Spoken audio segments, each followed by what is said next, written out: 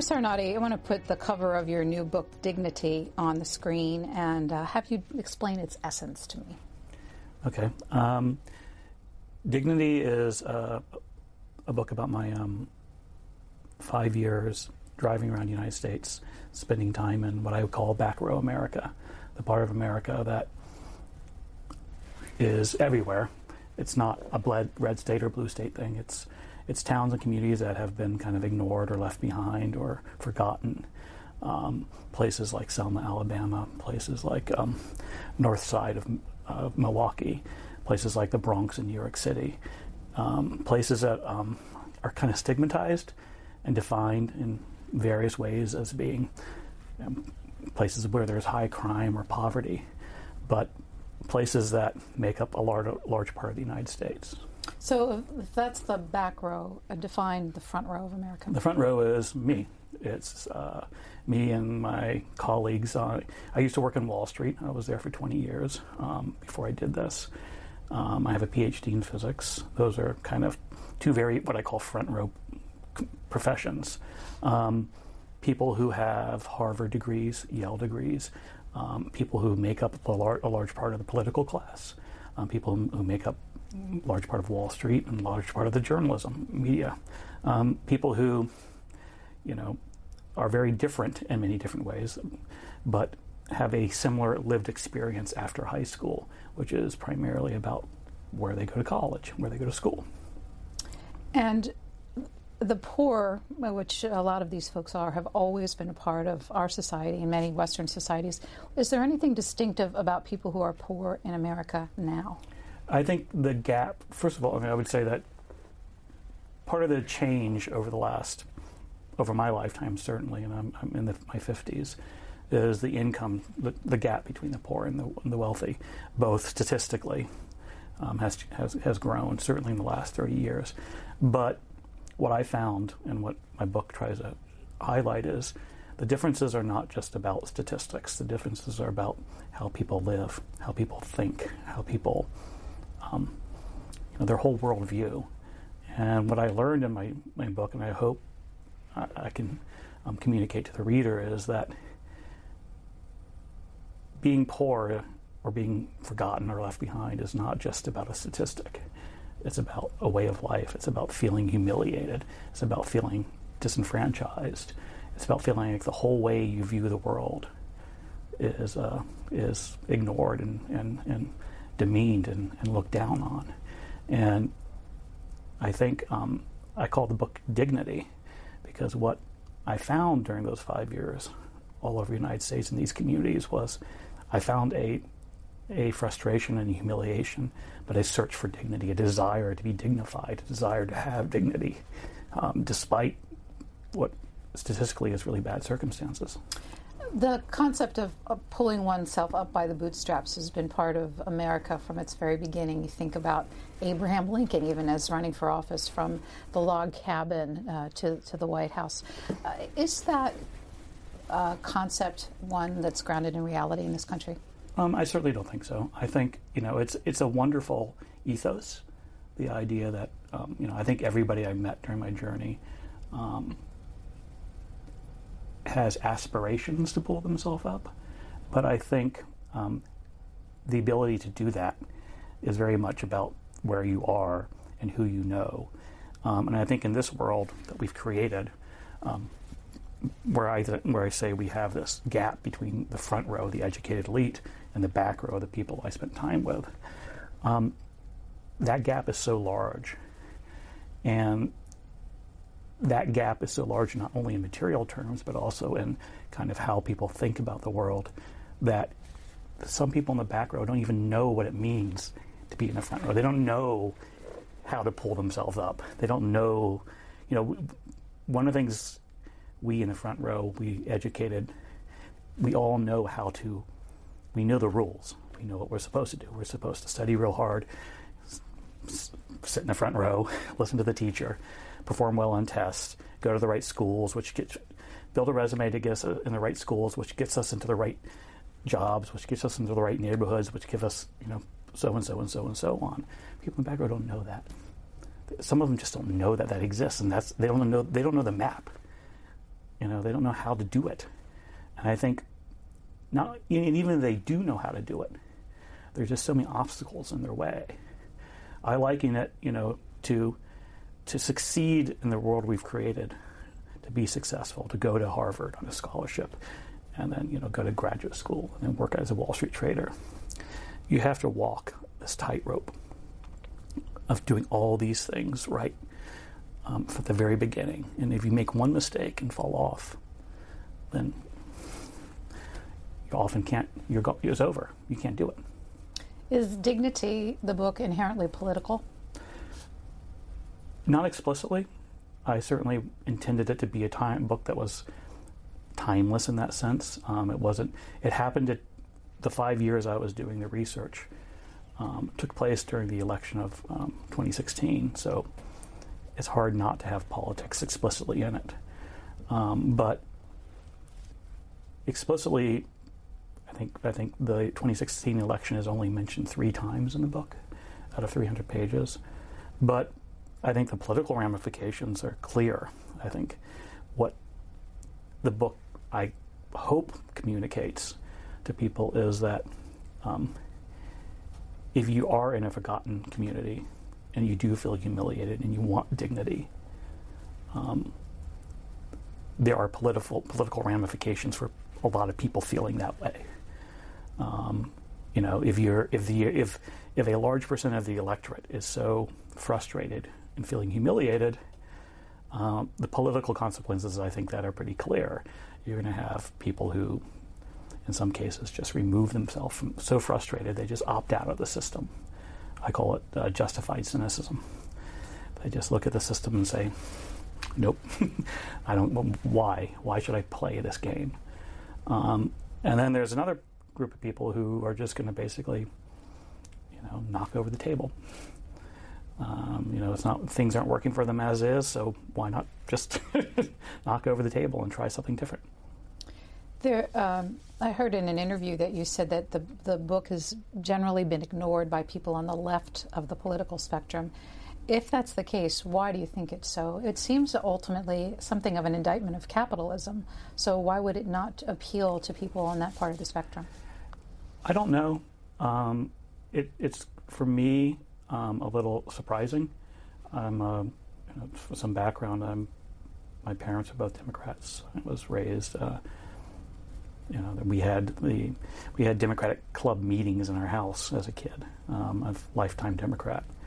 And I count myself as a leftist, and I thought the book was, to the degree it has an ideology, it's pretty, as you said, an indictment of the current capitalistic system. I think part of it is, one of the chapters is called Faith. And one of the lessons I learned over those 5 years was the importance of faith and the very dignified role that religion plays in people's lives. And I think that caught people on the left off guard. I think some on the left don't particularly want to hear that. And I say this as somebody who started the project as an atheist. I count myself now as something of an agnostic, I guess. But spending 5 years in drugged with homeless people and neighborhoods blighted by poverty and drug dens, and seeing that the only thing that worked for a lot of people was religion. And it wasn't just a pragmatic role. It really played a real central role in their life. I couldn't ignore that. I couldn't look beyond that and not write about it. Well, it's clearly that this was an evolution for you as well along the way. So in order to understand the evolution, tell me a little bit more about your roots. Where were you born? You mentioned your parents were Democrats. Tell me about how you were brought up. Yeah, I was born in a small southern town in Florida. A lot of people don't think Florida's the South, but believe me, my town was very much the South. 500 people in the town. My parents were a bit of the outsiders. They had arrived in the late 50s when most people in the town had been there for 3 or 4 generations. And my father was a professor. And again, one of the few professors in town. And that's where we grew up, in this 99% white working class community in the South. And the minute I could, I got out of there. I was good at math, and as much as I liked the people in the town, and I did like them, I just wasn't for me. And I was an altar boy. I did all the things in town, played Little League, played high school football. But by the time I graduated high school, I was reading science books and an atheist, and didn't feel quite like I fit in the town and wanted something different. So I left, went to college, got an undergraduate in math. Where'd you go to school? A New College in Sarasota, Florida. And how did you get from there to the PhD? I decided that I took tests and I was good at it. It just came naturally to me, and I was always into the big questions. And the big question in my mind was cosmology. And so I went to Johns Hopkins and got it, which had the Space Telescope. And this was in 86, 87. And I went there and got a PhD in theoretical physics. And from there to Wall Street, what was the path? Yes. That doesn't seem like a logical progression. I was one of the first people to do it. It's now a pretty common route, which they call them rocket scientists. At some point, people on Wall Street realized that it's all numbers. And here's this group of people who are good at numbers. And I wasn't particularly great at physics. To make a career in physics, you have to absolutely love it, and I liked it, but I didn't absolutely love it, and so I wasn't particularly good at it, and so I left and went to Wall Street. Were you good at it as a bond trader? Yeah, I was. How long did you do it? 20 years. And how did your lifestyle change while you were doing that? Quite a bit, although me and my family would like to say we didn't change that much, but I think, over time, I got paid more my first year than my father ever made. Far more, 10 times more than I got as a grad student.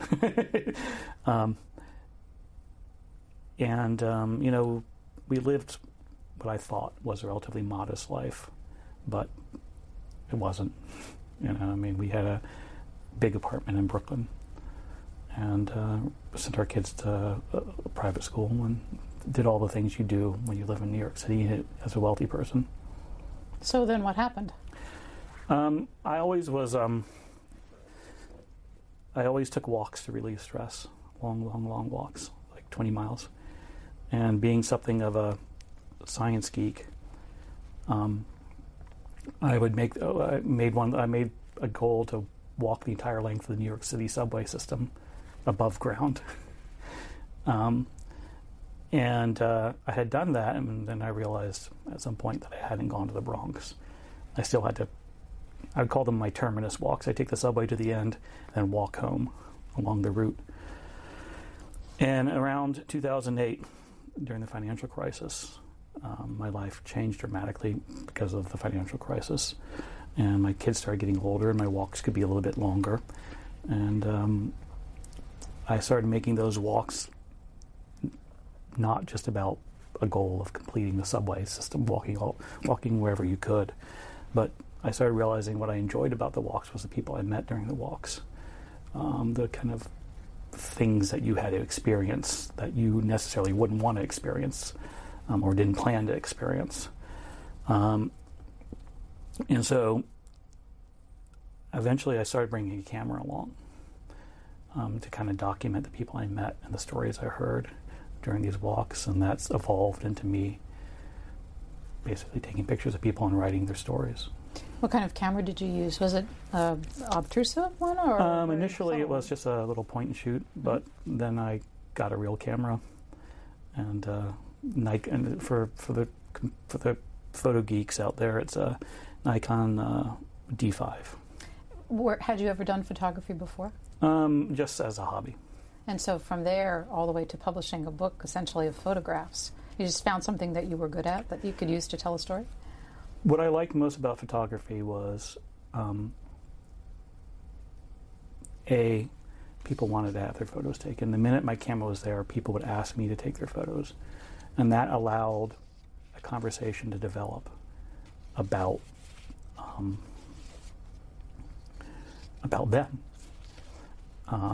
You know, when anybody saw my camera and wanted their picture taken, inevitably they'd spend an hour and a half telling me about their life. And, you know, for the viewer, these are not people who usually have pictures taken. These are drug addicts, homeless people, the poorest of the poor often, in neighborhoods that, to be blunt, a lot of white people don't go. Largely Hispanic, largely black neighborhoods, and it was a conduit. In retrospect, it was a conduit for me to learn more, learn in a different way, to learn from people rather than from books and spreadsheets and articles. You ended up spending quite a bit of time in one section of the Bronx called Hunts Point. So, Right. Why did that part of the city, and such a big, diverse city, attract you so much? A variety of reasons, but initially I went there because I was told not to go there, which is kind of my way of dealing sometimes. I remember I was on Wall Street and people were like, "Oh, where are you walking this time?" I said, "Oh, I'm going to the end of the 2 train, I believe it was. And then I'm going to walk home." And they're like, "Oh, you're going to have to go, whatever that's the Bronx." I said, "Yeah, that's the Bronx." He said, "Whatever you do, don't go to Hunts Point." And I'm like, "Okay, I'm going to Hunts Point." Sure. And the reason they told me that was it's considered to be the poorest neighborhood in New York. It's long stigmatized as being poor, crime-ridden. HBO had done a salacious show called Hookers at the Point. So it has a big stigma attached to it because of drugs and the sex trade. I didn't really know much of that. I just knew that I wasn't supposed to go there. And I remember when I first walked in there, it's a really, I just want to say it's a wonderful neighborhood before saying anything else about it. And that's part what I try to communicate in my book. And I saw that the minute I walked in there, that it's a tongue of land jutting out. If you ever fly into LaGuardia, you fly over it coming from the north. It's a tongue of land that juts out into the East River, almost directly across from LaGuardia Airport. And it's kind of a gated community in all the wrong ways. On 3 sides, it's cut off from everything else by water. And on the 4th side, it's cut off by the massive interstate expressway. And so it's kind of where New York puts the things it doesn't want. Garbage dumps, junkyards, auto body shops. But it's also home to 40,000 people. And who are they? Who lives there? Mostly, I think it's 99% Hispanic and black, working class, 50% below poverty level, and they live in one area. And the minute I walked into the neighborhood, I felt,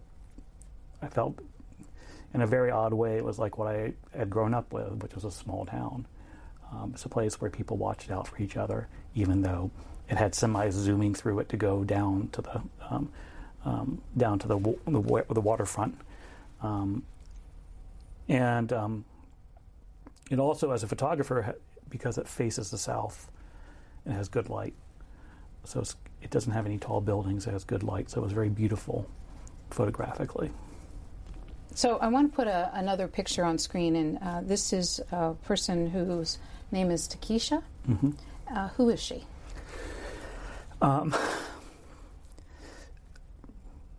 She was the first. There's a sex trade, and she's a homeless addict. I mean, she's much more than that, but that's what she would be called.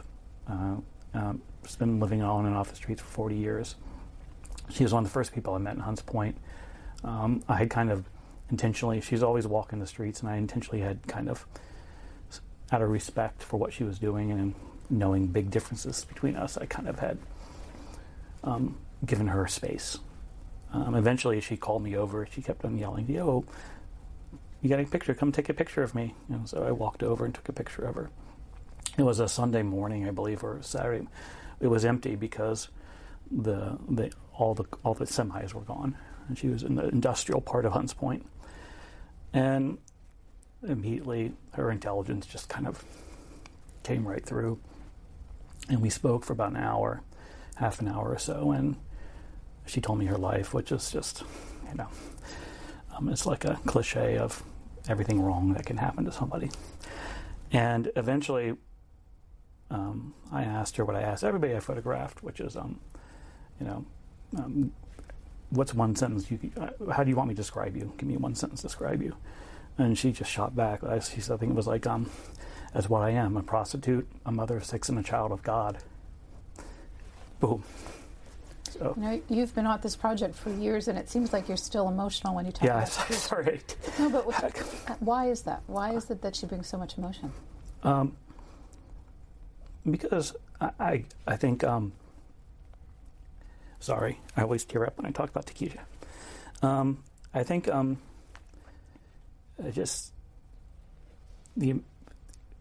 as an author, there's the frustration of not being able to communicate how rich of a person that, you ask me who she is. It's like, and I go to the cliche, she's a homeless addict, but there's so much more than that. And then, so part of it's the frustration of an author of not being able to say, well, she's this immensely rich, smart, wonderful person who, it's going to be called a homeless addict. And, I also get emotional because I know how rough her life has been and how rough her life still is and how unfair that is. You used her, or she became, at her will, sort of your guide to Hunts Point. That's right. How did that relationship work, and who were the kinds of people she introduced you to? It's basically, I call it a street family. That's what they treat. It's roughly 30, a mixture of in and out of roughly a collection of 25 to 30 people who call each other sister, brother, father, mother, and they act like a family. And they're homeless, and they shoot up heroin, often 10 bags a day, and they live under bridges and in abandoned buildings and broken down cars and on the roofs of, in pits, literally pits, under expressways, wherever. It's evolving. It's just, some of them do sex work, some of them don't.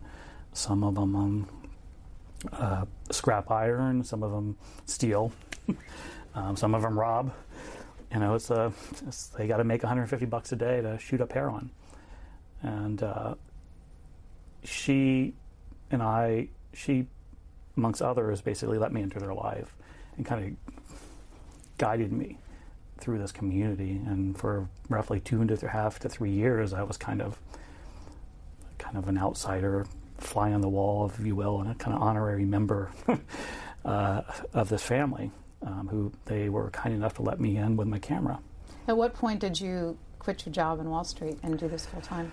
After about 9 months of hanging out in Hunts Point and doing that, it was just absurd. I mean, I had this absurd, weird life of kind of being a Wall Street trader in the day and on weekends being under bridges with heroin addicts. When I was reading your book, and there's 2 parts to it, which we'll talk about, one Hunts Point, one around the rest of the country, but I kept thinking about your own family, because clearly you were changing so much, and you were also leaving them at odd hours and the like. How did your family members react to this journey that you were on? I have a supportive family, which I'm very fortunate of, and I think the way I explain it is this was more me than being a Wall Street banker was, and they knew that, and so they appreciated that. If you knew me growing up or knew me in college, I wasn't a Wall Street banker. This was more who I was, and so it was kind of like, oh, you're back to being you again.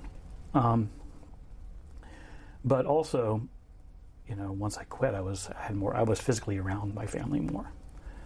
I may be gone for 2 months at a time when I ended up going on the road, but I also am back for 2 months, always there. And so, it's been tough on my family, and that's part of the problem with doing something like this, is it changed me, and it's unfair to my family. That's not fair. They didn't sign up for this. I think I think the old book is Mosquito Coast, about a guy who goes on a journey and drags his family through hell.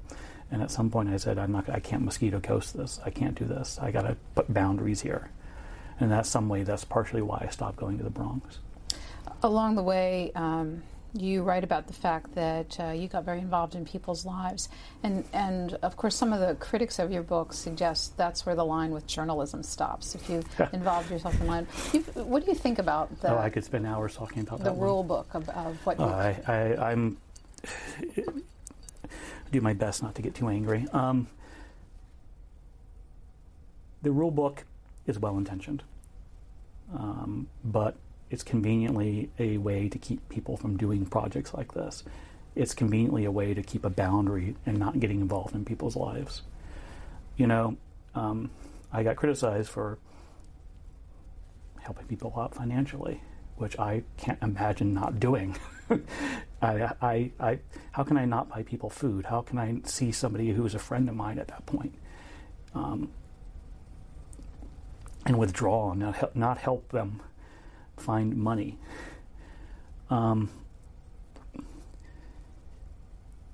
It's just basic human decency. These people accepted me into their lives, and for me not to help in a way that I could, you know, I have money, and not to. It wasn't just money. It was driving them to detox. It was visiting them in prison. It was taking them to hospitals. It was taking them home to visit their family. How can I not do that? The idea that you're not supposed to get involved with a subject is well intended. I understand why it's there, but it's also a way to keep people from writing about these things. I mean, I find it unethical for a journalist to do this, or an artist to do this and not help out. To come in, get somebody's story, and leave. And what kind of boundaries did you give them about how you would use their stories? Do we know their real names? Did they give you permission to use their photographs? Yes. In Hunts Point specifically, it was a 3-year project in which there's a lot of pictures I haven't published. There's a lot of stories I haven't told. There's pictures I've taken off the when requested. You know, one of the things I do regret is I don't think anybody can fully understand what the internet is. And so initially, how exposed you are? Yeah, and I think everybody. I'm fully comfortable with the level of understanding that everybody involved in it had at the time. I can't say now that I'm comfortable necessarily that I didn't know it was going to become this, and I couldn't have predicted it was going to become this, and I don't think anybody else could have. So I think there are cases where people might feel uncomfortable that it's out there, but for 3 years they told me they were comfortable, and I have to go with that. What was the progression from you walking, meeting, taking photographs, to you doing blogs with photographs, Flickr and the like, to columns that appeared in The Guardian, to this book? How did that all happen? It was basically that progression, just there. It was never intended. Did The Guardian see you on the internet and come find you? It was actually, it was an editor at The Guardian, Heidi Moore, who knew me from my business writing. And she saw me on Twitter and asked me to write some business articles for her, which I did on Wall Street, kind of not very favorable to Wall Street articles. And then from there, she introduced me to the op-ed people who I started writing more political pieces. And who came? How did the book idea come together? That was entirely accidental. Meaning, I did Hunts Point for 3 years, and eventually I had to leave for both emotional reasons. I was in too deep, and it wasn't fair to my family, and it wasn't necessarily. It was getting me to be. I was drinking too much. It wasn't a good place to see such pain and be surrounded by such pain. And I exercised an option few people had, which is I left. And I decided that to be a geek about it, to be mathematical about it, to put on my old science hat. I had learned all these things in Hunts Point that I wanted to see if they were, quote, translationally invariant. Were they true? Was this just Hunts Point? Was what I was seeing in Hunts Point, the vast injustices. But beneath it all, still a human dignity that shone through. Was this something that was unique to Hunts Point, or was this true elsewhere? And so I got in my van, and after clearing my head and getting sober, and started going out other places. Before we leave Hunts Point, tell me one other person who really impacted you in that, from that area. It'd be Millie. Millie is again is a homeless addict. She's dead now, and it was her death. Lifestyle, part of the family, part of the street family, and she went missing, and which is kind of, it's kind of common. People just disappear, and then rumor fills the void. So she, someone said she got stabbed, and someone said she was they found her body in the East River, and then fanciful tales were told. I had figured that what would really happen, like in most cases, that she either was in prison or had gone to detox or managed to find family members and kind of escape the streets for a while. But eventually I found her body. She had died in Lincoln Memorial Hospital, and she had died with no papers, no identification. And so after 6 months, her body was buried on something called Hart Island, which is an island in the East River where about 1 million unclaimed bodies are buried. They've been burying people there in New York City since 1865. It's a pauper's field, I think is what they call it. Put in a plywood box and put in a mass trench and buried. And eventually I went through the legal loopholes of getting her body exhumed and properly buried. But I kind of both smile, which is not a nice thing to do, because I think back to like old me, because when I found out that she was buried on an island. You can't visit that island, by the way. There's 1 million people buried there. It's run by the New York City Department of Correction, oddly. And you can because of the work of one woman, this wonderful woman, Melinda Hunt, I believe is her name. You can visit it now once a month. You can take a ferry out there and step on the island, and that's about it. You can't go to any grave. And I kind of think back to old me. When I found out she was buried in a trench on an island you can't visit, I would have said, so what? She's dead. What does it matter where someone's buried? Because being the very rational, scientific guy. But as someone said to me on the streets is, when I eventually got her a proper gravestone, or helped people get her a proper gravestone, they said, her memory really doesn't die until we start telling stories about her, and having the physical gravestone there allows that. So you left Hunts Point and set out on this 3-year journey? Was that roughly long? 2.5. How many thousands of miles did you traverse?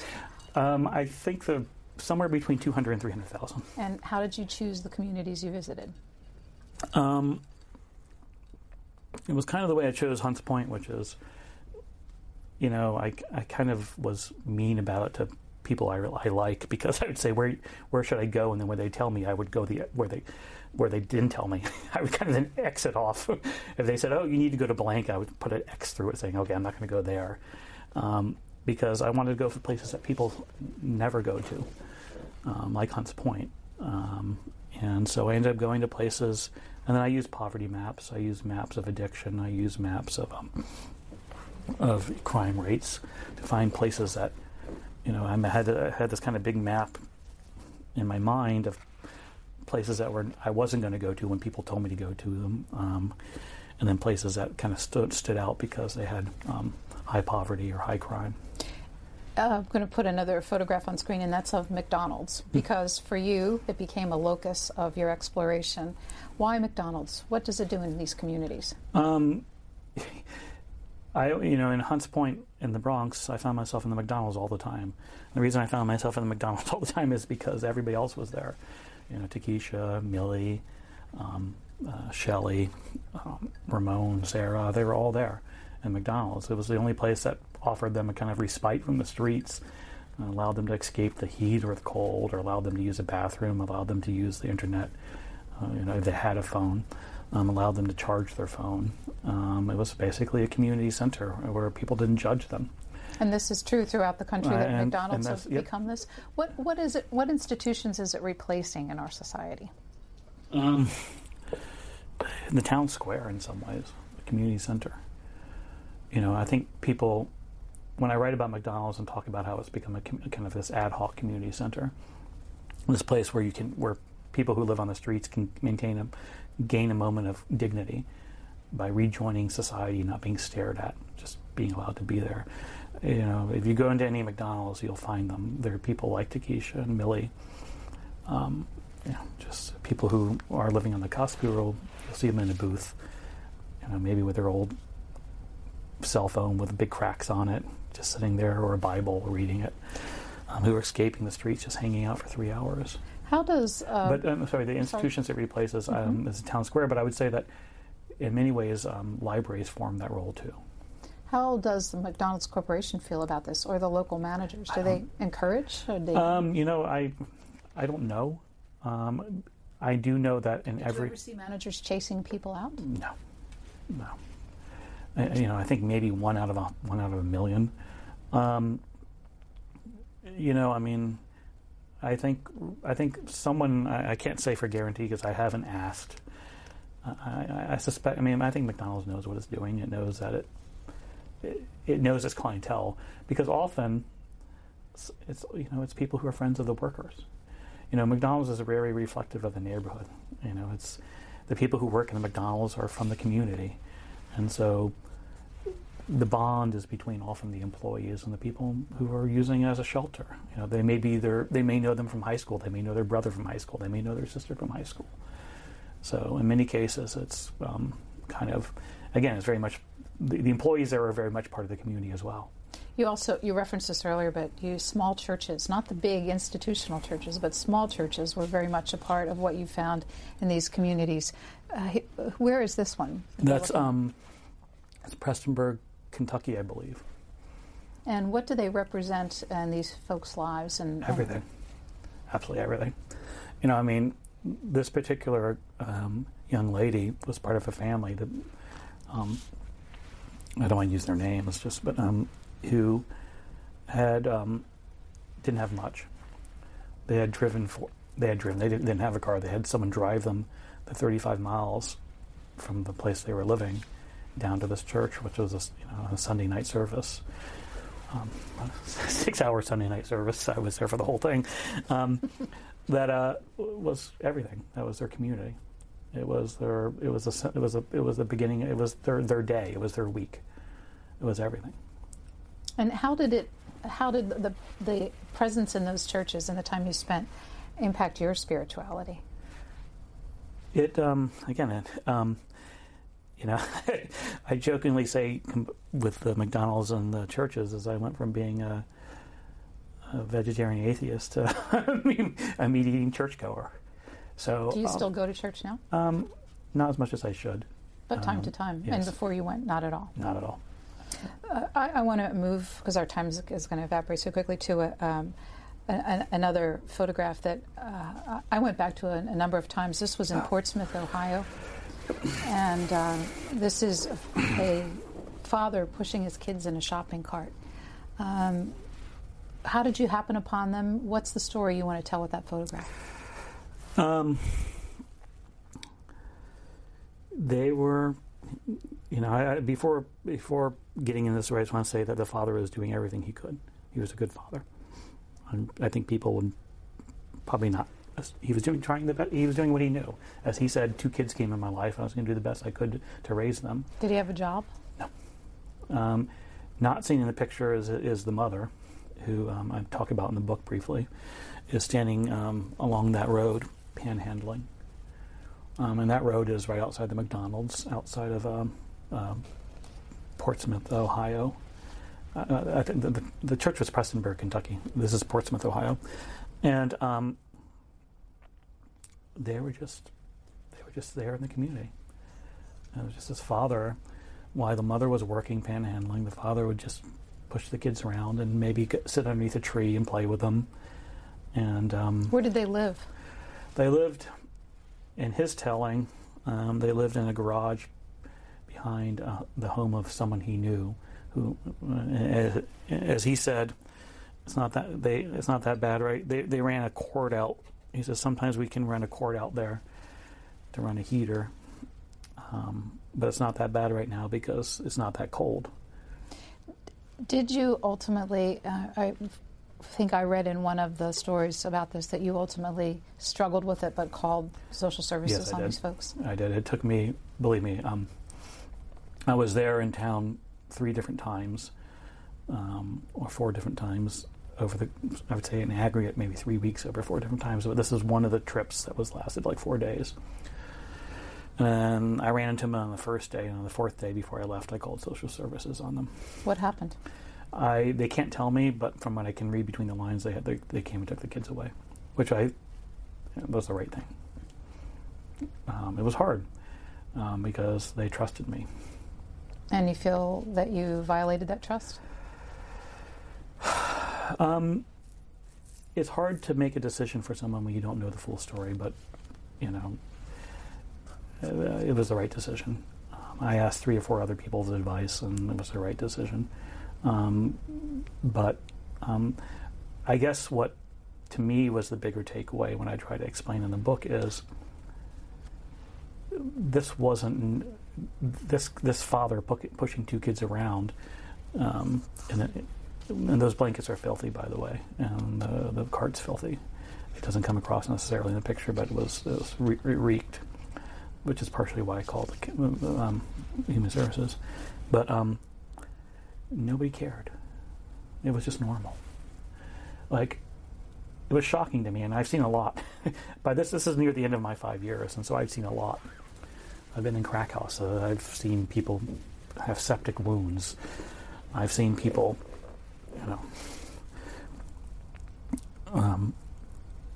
do desperate things for drugs. But, this shocked me. And what shocked me even more was that cars just drove by. Like this was normal.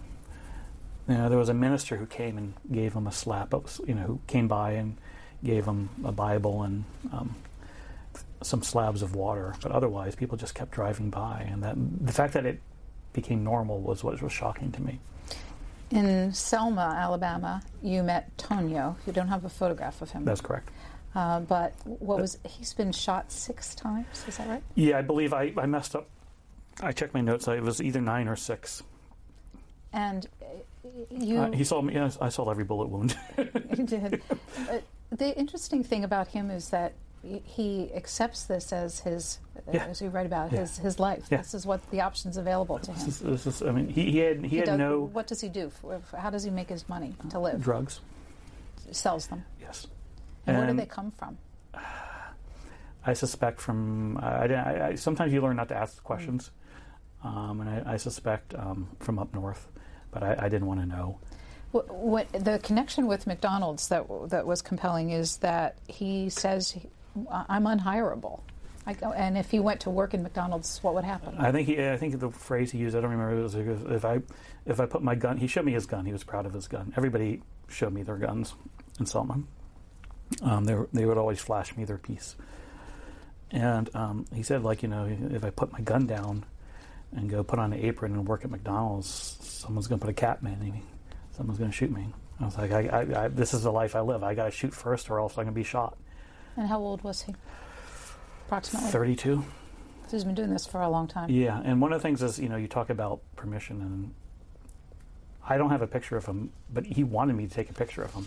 And that's a case where I chose not to take a picture of him. And I said, I don't think you want me to take a picture of you. You're running from 6 felonies. You just admitted to me that you've been involved in 9 shootings or 6 shootings. It's like, why are you I don't let me take a picture of you. Another story from Selma was the brick reclamation work. Yeah. What's that? Yeah, the person who was friends with the drug dealer there was a former drug dealer himself who he said, "You gotta see this," and I'm like, "What?" And then there was these 4 or 5 old massive cotton warehouses that were built in the 1850s or so that were being dismantled, and now they were just piles of rubble, and people were being paid to sift through the rubble, scrape the bricks off, stack them into stacks, I think, of 500, and they would get, I think, $20 or $10 for doing this. And it was, people's hands were bleeding. This was all the job. This was all the work they had. This was the only work paying people hard cash. In Selma. Yeah, and the people working they weren't angry. They weren't. They were kind of like, they're just like, yeah, this is work. You gotta do what you gotta do. I got 3 kids to feed. I gotta do what I gotta do.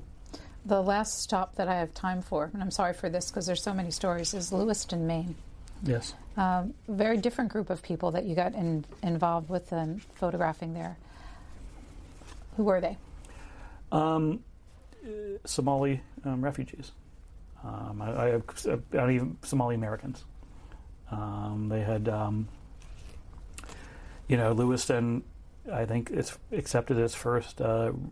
Lewiston was a primarily Quebecois, French Canadian American town that had mills, and the mills left, and 99.9% white, and then Catholic relief agencies moved in an African family, and then within 10 years.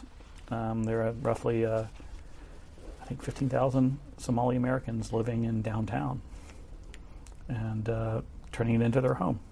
Successfully? Yeah. Starting businesses? Starting business. They've reclaimed downtown. Downtown was dying with nothing. So what's the moral of that story? There's a lot of morals there, but I think, that I understand, there's a lot of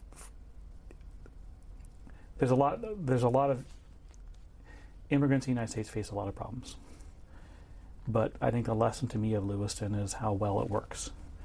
Is that you have this Somali American community that moved in 1999 and dramatically changed the town. And the town, so by and large, is working okay. There's problems, but in general, it's working out.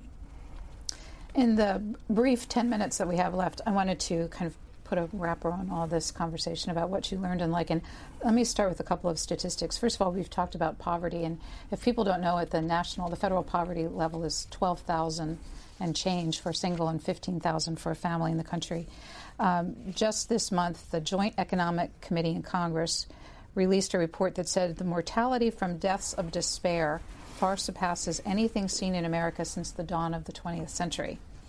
The recent increase has primarily been driven by an unprecedented epidemic of drug overdoses, but even excluding those deaths, the combined mortality rate from suicides and alcohol-related deaths is higher than at any point in more than 100 years.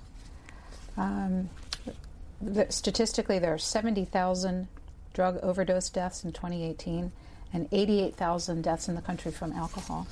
You've documented a lot of this. What do you think is going on in our country? What is the cause for this that's happening? I'm a bit of an outlier. I don't think it's about supply. I think it's about addiction is not about supply. It's about a demand. It's about a demand. To be politically incorrect, drugs are popular because drugs work, and what the way they work is they numb the pain, and there's a lot of pain out there in the country. So, what are the causes of the pain? How did we get to this point? People feel humiliated. People feel a lack of. The phrase I use is people want to be a valued member of something larger than themselves. And currently, right now, a lot of people don't feel a valued member of something larger than themselves. What used to be one of the forms of that, to be a valued member of something larger than themselves, with faith, with church, and in many cases, we as a society have demeaned the value of faith. So that if somebody does feel religious, they feel a bit humiliated, they feel a bit scorned for it. Community, local community, was another. To be a value member of something larger than yourself is to be a member of your community, to be part of the bowling league, to be part of the Elks Club, to be part of, the county fair committee. We've become so mobile now, and so much emphasis put on, we in the front row. We move. We tell everybody they need to move. If your town's dying, just move. And if you stay put, then you're a loser, and somehow you're parochial. You're lacking. But so all those things, I call them non-credential forms of meetings. Those things that provided people up, you were just gifted to them at birth. You didn't have to build a resume to get them. You had your family, you had your place, you had your faith, and those gave you those grounded you, and gave you a role and made you feel valued. We've devalued those to the point where a lot of people, unless they're economically successful, unless you're educated, which means which gives you the pathway to be economically successful. That's the only real thing we value these days, is how much stuff you have and how much education you have, and that's left a lot of people feeling like they're not valued. And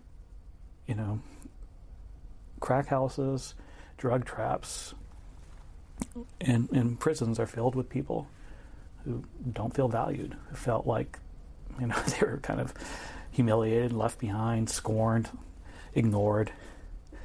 And, that's, if you feel rejected, and we made so many people in this country feel rejected, one of the ways to deal with that is just turning to drugs.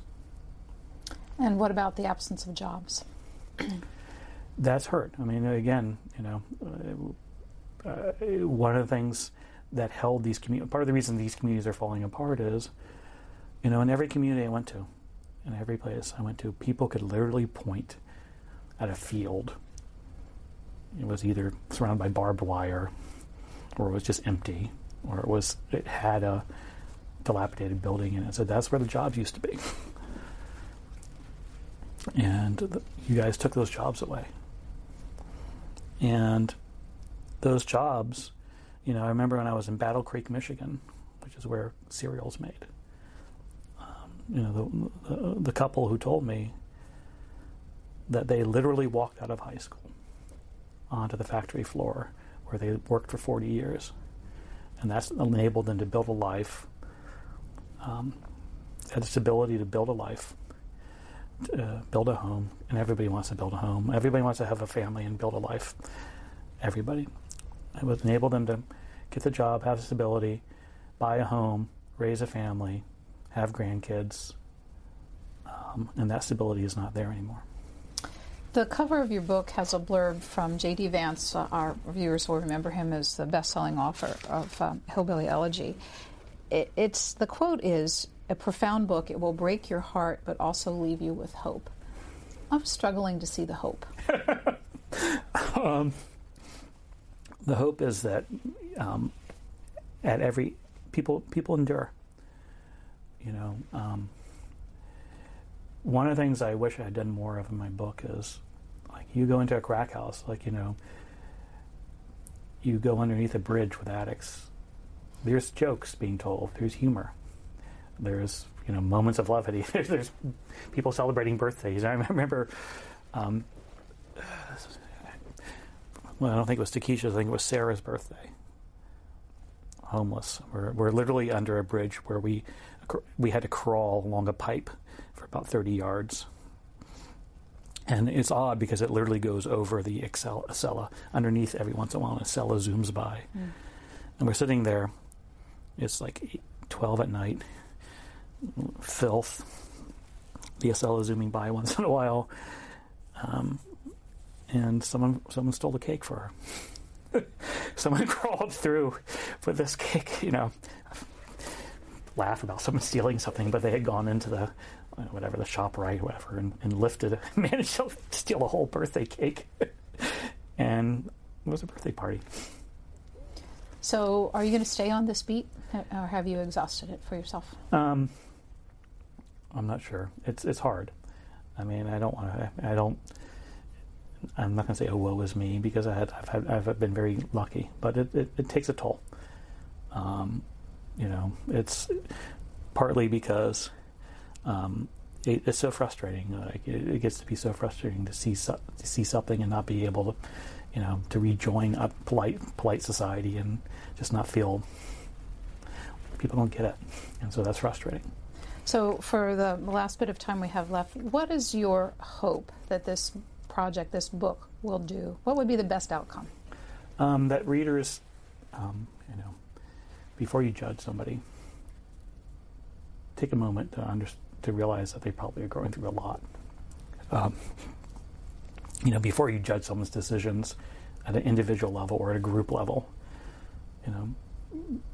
rethink whether it's a personal flaw that's gotten there or it's the situation they found themselves in. And that 9 times out of 10, that person is probably doing their best against overwhelming odds. Chris Arnade, that is it for our time. Thank you very much for telling us about dignity and about your work documenting the back row, as you call it, of society. Thank you for having me.